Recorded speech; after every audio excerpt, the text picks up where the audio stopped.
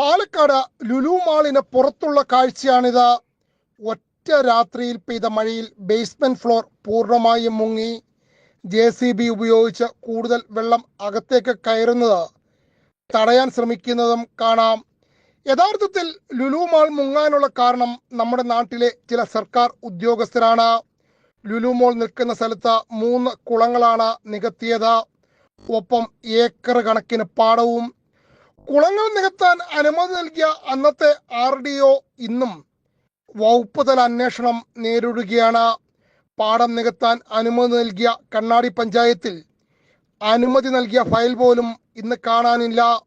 300-ലധികം പേർക്ക് ജോലി നൽകുന്ന സ്ഥാപനമാണെങ്കിൽ ഏത് നീർത്തടവും നെൽവയലും നികത്താമെന്നാണ് സർക്കാർ പറയുന്നത്. വ്യവസായ സൗഹൃദ കേരളത്തിന്റെ ഭാഗമായിട്ടാണ് ഇങ്ങനെയൊരു നിയമമുള്ളതെന്ന്. പക്ഷെ പ്രകൃതിക്ക് യാതൊരുവിധ സൗഹൃദവും ഇല്ല എന്ന് വേണം ഈ കാഴ്ച കാണുമ്പോൾ നമുക്ക് മനസ്സിലാക്കാൻ.